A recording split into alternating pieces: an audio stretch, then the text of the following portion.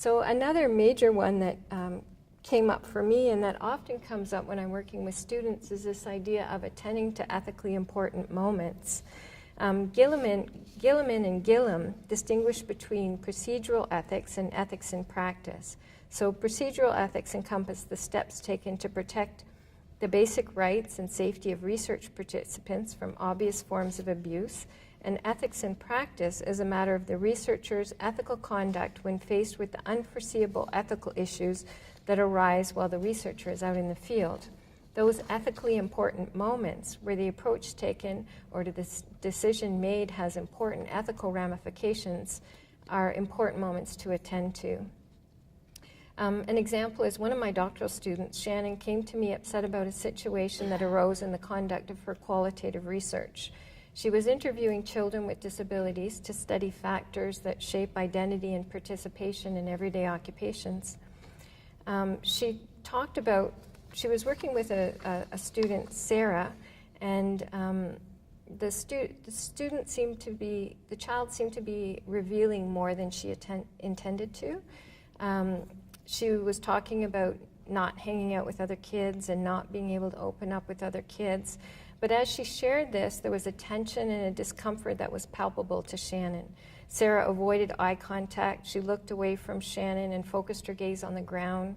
Her voice became low and quiet. She began to speak very quickly and with hesitation at the end of each sentence, like things were slipping out of her mouth that she didn't intend.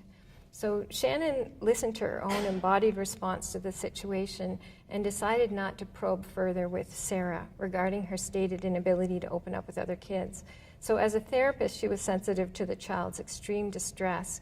But following this event, Shannon was questioning herself, and she came to meet with me to discuss her decision not to probe further. Was she perhaps becoming was she being overly cautious and making a mistake that would be costly to her research outcomes? So as we debriefed, we recognized that Shannon was negotiating a tension between collecting data that she viewed as important to her research and respecting the child's body language regarding her discomfort and regarding this disclosure. So if she was adopting an instrumentalist approach to research, where the goal was to gather best data at any cost, Shannon would have moved forward with her probing despite her gut feeling that she should not do so, and despite any potential harm or discomfort she sensed it might have caused the child. Macklin and Whiteford argue that phronesis is evident when qualitative research is underpinned by ethical norms that respect and take into account the interests of the interviewees and that do not instrumentalize people or treat people as mere means to their own research success.